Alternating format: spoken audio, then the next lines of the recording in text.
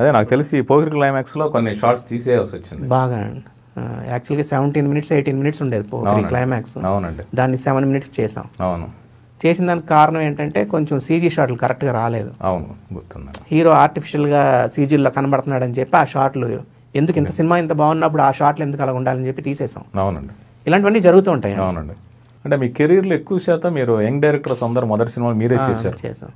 కరుణాకరణ్ గారు కావచ్చు, భాస్కర్ గారు కావచ్చు, మన బుజ్జి కావచ్చు, సుకుమార్ గారు, శేఖర్ కమ్ములు గారు, వాళ్ళందరూ ఫస్ట్ చాయిస్ మీరే. అలాగే వేణు శ్రీరామ్ గారు కావచ్చు, శ్రీకాంత్ అడ్డాల గారు.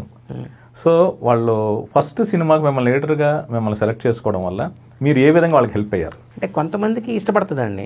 ఫ్రాంక్గా ఇప్పుడు జగన్ గారు ఉన్నారు, చెప్తే ఆయన ఓపెన్గా తీసుకుంటారు. ఆయన అవును, ఇతను బాగున్నాడు, అతను నచ్చలేదు, నేను ఎడిటింగ్ షూటింగ్కి వెళ్ళానంటే ఏంటి బాగాలేదా సినిమా అని అడుగుతాడు ఆయన. ఓకే, లేకపోతే షూటింగ్కి రావు కదా నువ్వు అని. అవును, అలా కొంతమంది తీసుకుంటారు. ఇప్పుడు శేఖర్ గారు ఉన్నారు, పాజిటివ్గా తీసుకుంటారు. ఇంద్రకాంత్ గారు ఉన్నారు, పాజిటివ్గా తీసుకుంటారు.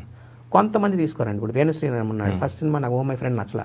అవును, నాకు గుర్తుంది ఇన్సిడెంట్. నేను బాగా డిస్కస్ చేశాను ఆయనతోటి, దిల్ రాజు గారితో ఆయనతోటి. సార్ ఈ సినిమా ఆడదు సార్, వాళ్ళ ఫ్రెండ్స్లా లేరు సార్, వాళ్ళ లవర్స్లా ఉన్నారు సార్ అని నా బాధ. కరెక్ట్. నాకు నవదీప్ క్యారెక్టర్ తప్పు కాదండి, ఆ అమ్మాయి తప్పు కాదండి, వీళ్ళిద్దరు క్యారెక్టర్ తప్పు అండి అని అన్నా.